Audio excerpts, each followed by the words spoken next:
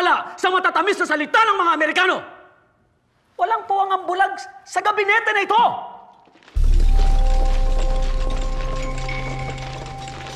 Paano ang aming mga negosyo? Kapag nakapaglaban kami, babagsak ang ekonomiya. Paano namin mapapakain ang aming mga pamilya? Negosyo o kalayaan, bayan o sarili, pumili ka!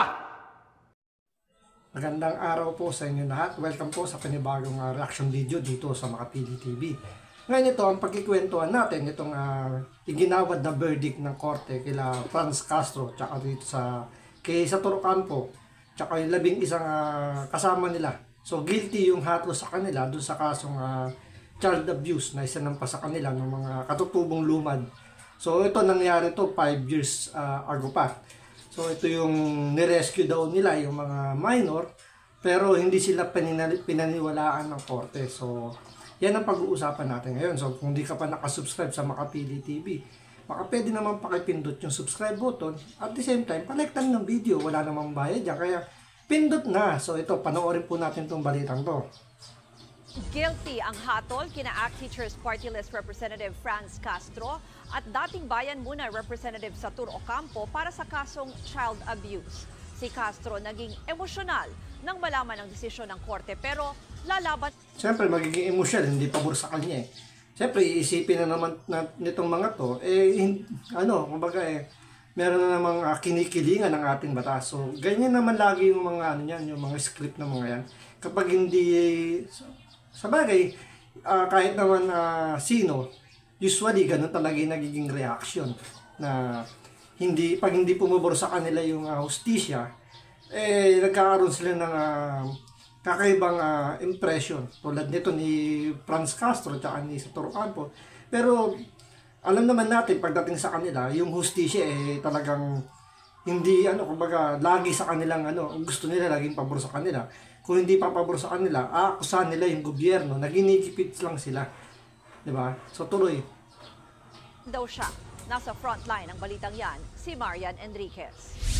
Kami naman ay nag-rescue, sumaklolo lang sa kanila. Kami pa yung convict. Nag-rescue lang daw sila ng mga minor. So, merong bang nag-rescue na hindi man lang sila coordinate sa barangay, sa pulis, o sa militar. So, kapag kinuha mo kasi yung minor nang walang consent ng kanilang parents or guardian, pwedeng ituring na kidnapping. So, hindi lang basta consent na verbal ang kailangan dito. So, kailangan dito may written na consent dahil itatransport nyo yung mga minor. So yun yung naging dahilan bakit sa palagay natin bakit nakahatulan sila ng guilty dahil nga sinasabi nga nila na wala nga daw parent consent or parental consent yung pagbitbit nila dun sa mga minor.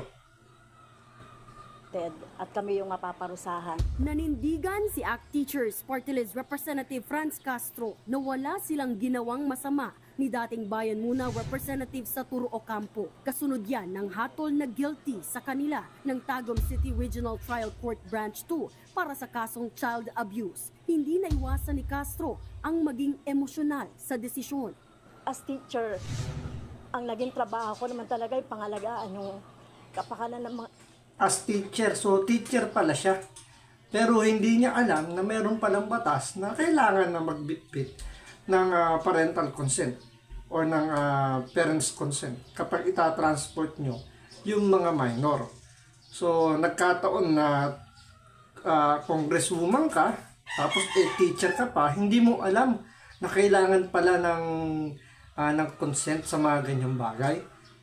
Di ba dapat kayo yung mas nakakaalam kasi kayo yung mas aral kumpara dun sa mga magulang ng mga katutubong lumad na nag-aaral. Siyempre, kung mga nag-aaral, yung mga bata lang yung mga nag-aaral. So, kalimitan talaga, sad to say, talaga yung mga parents nila, hindi talaga nakakatungtong ng paaralan. So, wala talaga silang knowledge pagdating sa mga karapatan na sinasabi ng batas. So, hindi nila alam na kailangan pa nilang gumawa ng mga written consent para i-transport.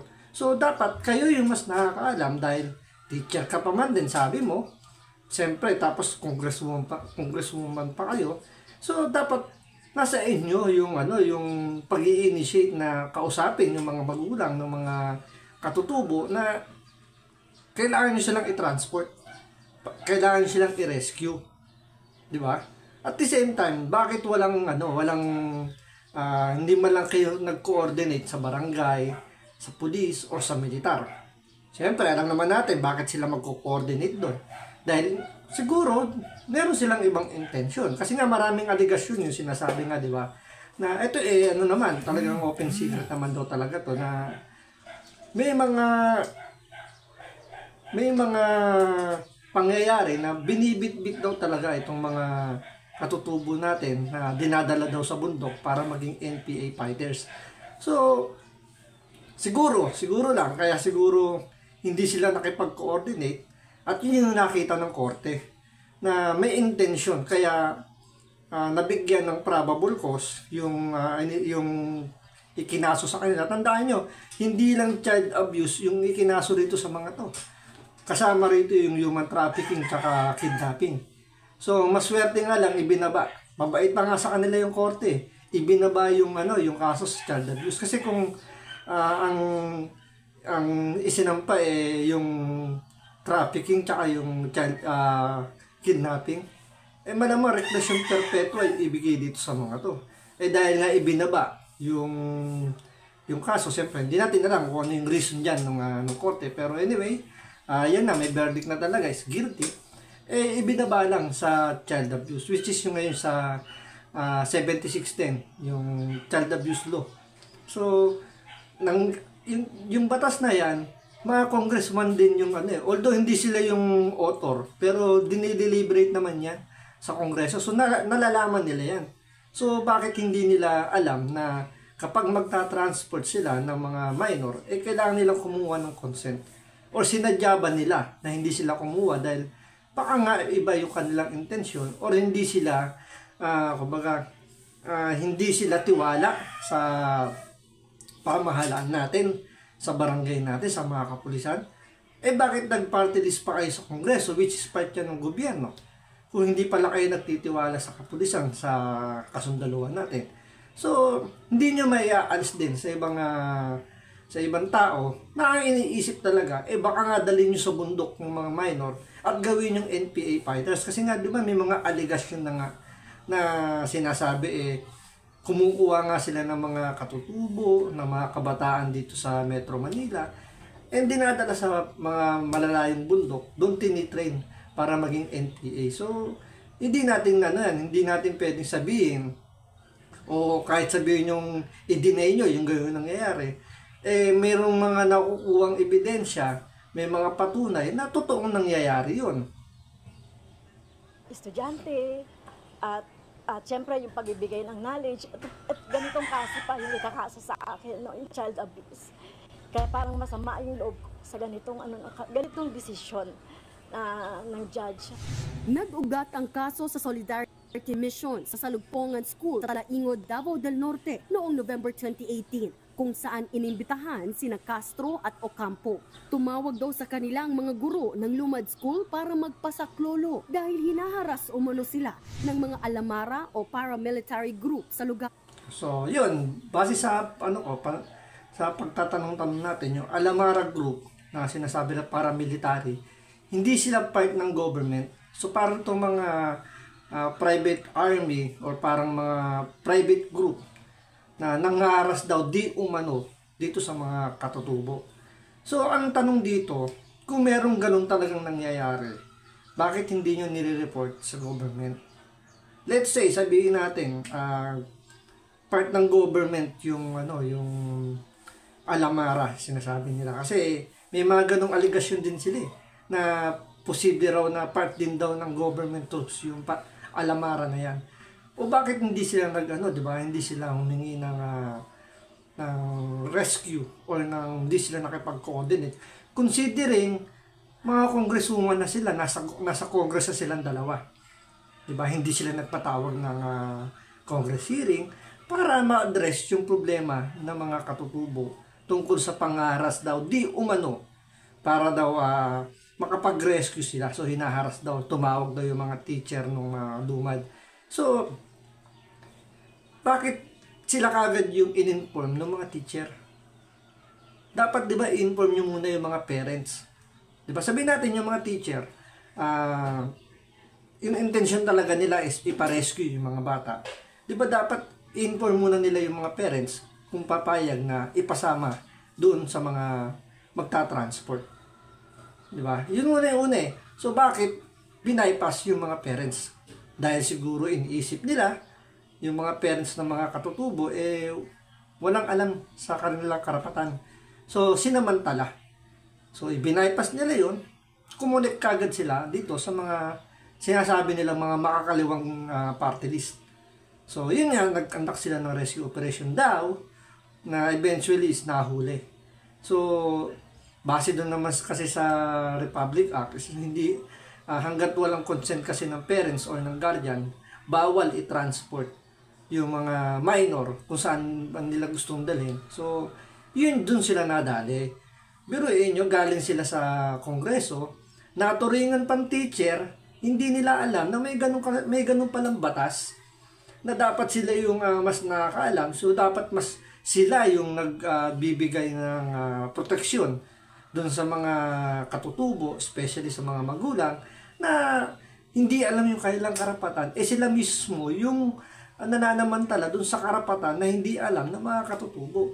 Considering teacher at party list representative, congressman, or yung representative sila. Diba? Nakakalungkot, nakakainis, nakakadismaya na tapos sila pa yung sasabihin na pakiramdam nila hindi sila nabigyan ng tamang hustisya. 5 taon nang lumipas, hindi pa ba sapat yun para ipagtanggol nyo yung sarili nyo na kitang-kita naman na base sa nilabas na hatol ng korte, talagang mas kapanipaniwala na talagang may child abuse. Kung tutusin nga, dapat sinama pa yung yung kidnapping eh. Tsaka yung human trafficking, medyo sabihin natin malabnaw. Pero yung kidnapping, kasi inilayo sa magulang, hindi in-inform eh. So, ibig sabihin, may may sapilitang pagkuha sa mga minor. So, hindi lang natin alam kung bakit hindi naisama. Pero anyway, yun nga, guilty pa rin naman yung verdict. So, kailangan nilang harapin.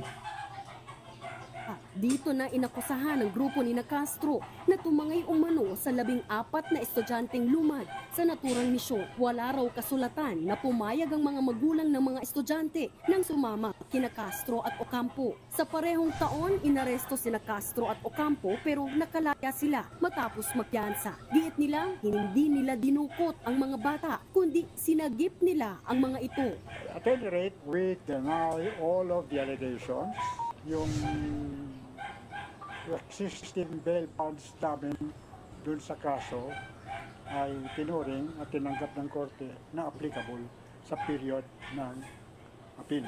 So, hindi kami pwedeng arrestuin. Ayon sa desisyon ng korte, may sapat na ebidensyang nagpapatunay na nilagay nila sa alanganin ang kaligtasan ng mga lumad na estudyante. Paglabag daw yan sa Providing for Special Protection Against Child Abuse, Exploitation and Discrimination Act. Matatanda ang unang kasong inihain laban sa grupo ni Castro ay kidnapping at child trafficking. Pero ang kasong child abuse na lang ang iniwan ng prosecutor. Maaari silang makulong ng 4 hanggang 6 na taon. At meron pa dyan ang kwento nga daw dyan, pinaglakad pa nga daw itong mga minor sa kung saan yung pinaka-hotspot ba ng mga sinasabing dinadaanan ng mga NPA ay nagiging common battleground na ng mga government troops tsaka ng mga NPA. So tapos yung terrain daw mabangin pa.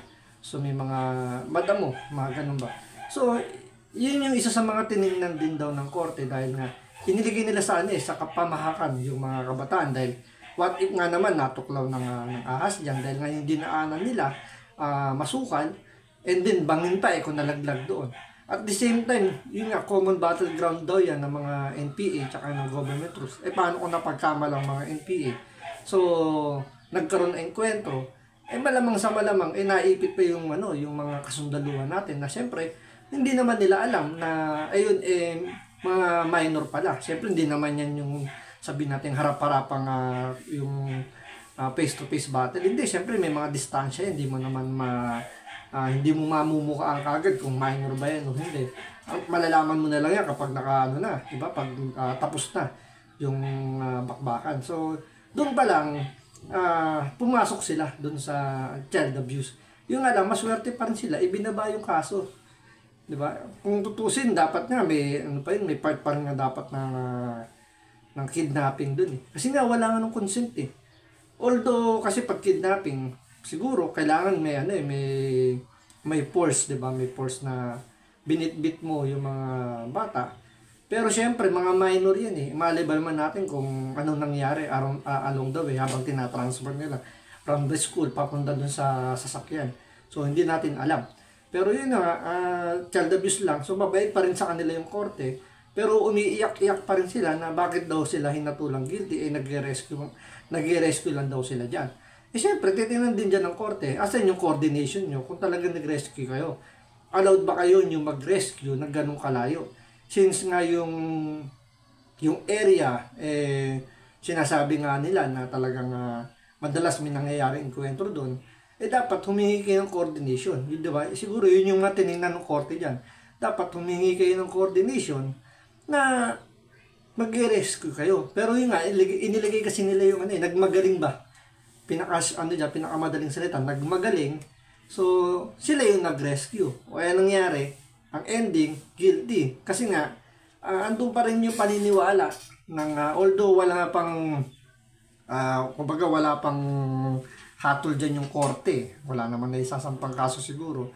Pero syempre, kapag meron na pinaniniwalaan din siguro ng marami na talagang binibitbit yung mga katutubo para gawing para maging NPA fighters. Kasi marami nang sumuko eh. Marami nagpapatunay na mga surrenderies na sinasabi, dinadala nga sila sa bundok para i-train para maging fighter ng NPA. So, sinasabi nga nila talagang at atong grupong to konektado daw dun sa NPA. So, talagang hindi maiaalis talaga sa mga kababayan natin na isipin, ibibitbitin talaga sa bundok. Pagmultahin ng hanggang 20,000 piso. Sa kabila ng pagsubok, hindi raw ito makaaapekto sa desisyon ni ACT Teachers Party List Representative Franz Castro na tumakbo sa pagkasenador sa midterm elections sa susunod na taon. Ipagpapatuloy daw niya ang pakikipaglaban para sa mga estudyante at guro na walang boses. Iaapila naman ng kampo ni Castro ang desisyon ng korte. Maghahain din sila. Well, karapatan naman talaga nila yan. So, hindi pa naman sila automatic aarestuhin para ikulong. So, magpa-appel pa yan ng MR, Motion for Reconsideration. At the same time, iakit pa yan sa Court of Appeals. So, medyo matagal pa yan. Kasi after ng Court of Appeals, iakit pa uli yan sa Supreme Court. So, dalawang korte pa yung dadaanan. Pero bago dumaan pa kasi ng Court of Appeals. So, mag-MR muna yan. So, doon didinggin pa yan kung may basihan ba yung kanilang motion na balita rin yung hatol. So, kung mabilis lang yung MR na yan, kung habutin pa ng, let's say, sabi natin 1 o 2 taon yung MR na yan. So, hindi pa talaga may patutupad yung kumbaga hindi pa yung final and executory na pag dumaan kasi ng Supreme Court na pag sinabi ng Supreme Court na guilty, yun talaga final and executory yun. So, wala na silang magagawa doon, kulong talaga. So, dito, alam ko parang dadaan pa yata dito sa piyansa, hindi ko sigurado kasi nakapagpiyansa na sila before So, hindi lang natin alam kung same procedure or yung dating piyansa nila yung gagamitin pa rin. So, yun nga, medyo matagal-tagal pa yan. So, baka nga gamitin pa nila yung yung issue na yan. Na baka yan pa yung, siyempre, papawa effect, andyan na naman yung gagamitin nila yung issue para iangat nila yung yung kanilang grupo. Siyempre, publicity, good or bad, still publicity pa rin. So, magandang iti-take nila yun as opportunity na maging maingay yung kanilang grupo na sila itatakbo sa pagkakasenador. So, baka makalason pa nga to, hindi natin alam, kaya nga nananawagan tayo sa ating mga kababayan, medyo mag-isip-isip naman po tayo. Baka sakaling mabola po kayo nito, wag naman po sana. Mas gugustuhin ko na pong bumoto kayo ng sabihin natin ng baguhan na walang alam kaysa naman ito ilalagay natin sa Senado, lalong magkakaleche-leche ang ating gobyerno. So, kayo na pong bahala na mag-isip kung talagang ito deserve na makapunta sa Senado. Isipin nyo lang kung ano yung mga pinagagawa nito sa Kongreso, malamang dalhin din nila sa Senado. So, hanggang dito lang po muna. Maraming salamat po. Ingat po kayo lagi.